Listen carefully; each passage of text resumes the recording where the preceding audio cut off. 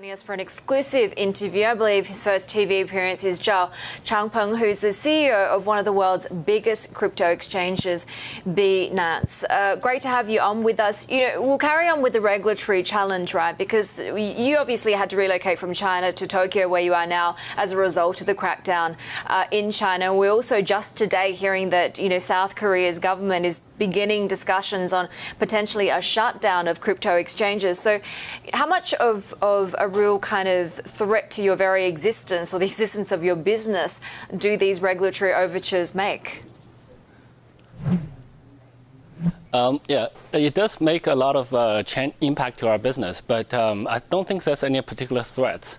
Korea exchanges are still operating right now. It's just that there's a potential ban. We don't know what the extent are, and we are actually away from that, so we should be okay for now. But it does probably impact some of the Korean exchanges. I've been trying to talk to them. They haven't responded to my requests yet, so we'll see how that happens. Okay, but is there a feeling that the sort of ring is closing in terms of, tell me first of all why you chose to move to Tokyo and what the sort of events that led you to leave China were? Okay, so in China, it's very clear that it's no longer allowed, and the government is against it, or at least there are policies that's hinting towards against it.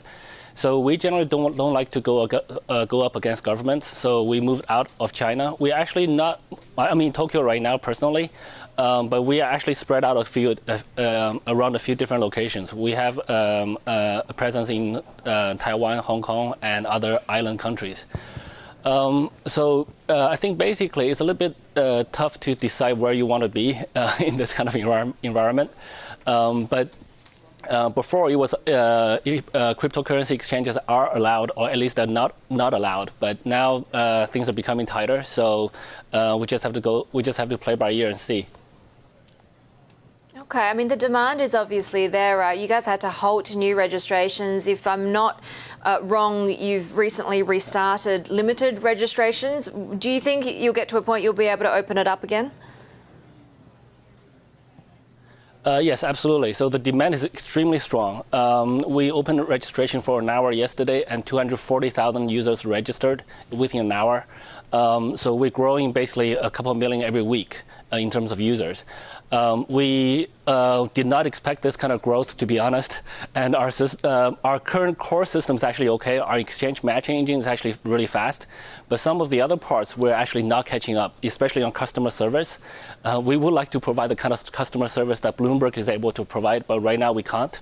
So we're kind of holding a little bit, but we're actively ramping up our bottlenecks. So we're actively fixing that. So probably within a couple of weeks, we'll be able to fully open again, and we'll see how much flood comes in.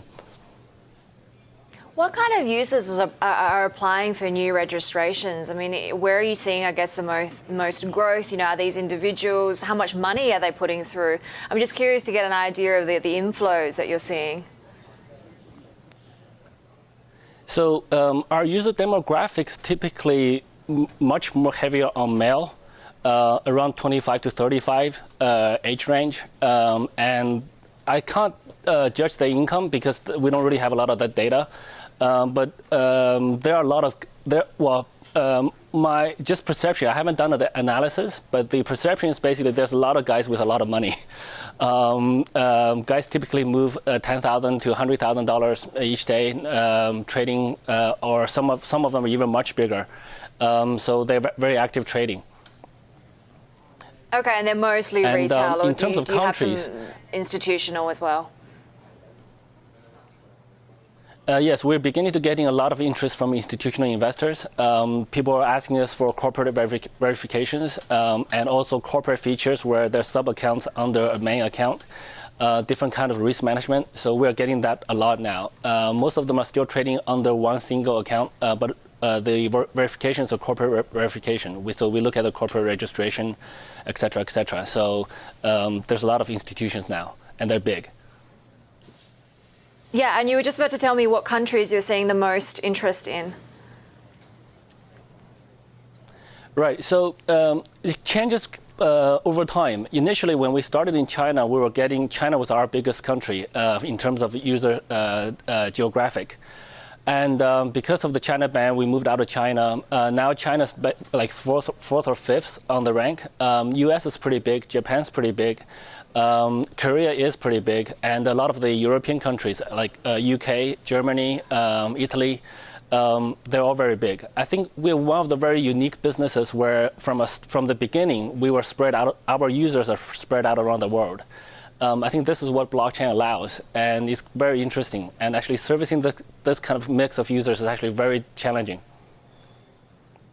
What do you use to gauge, the Bitcoin rally or the sell-off, right? Do you look at technicals? Do you look at the number of new account openings, the regulatory overtures?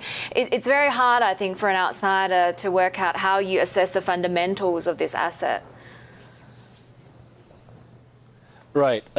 So different people do it different ways. For me personally, I really look at trading volume. When the trading volume is high, and that means a lot more people are getting into Bitcoin or this cryptocurrency industry, usually price rise follows.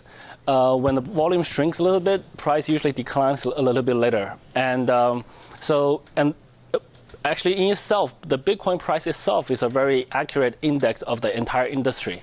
So basically, given that Bitcoin price has been rising like crazy, that basically means more and more that amount of people have joined this industry.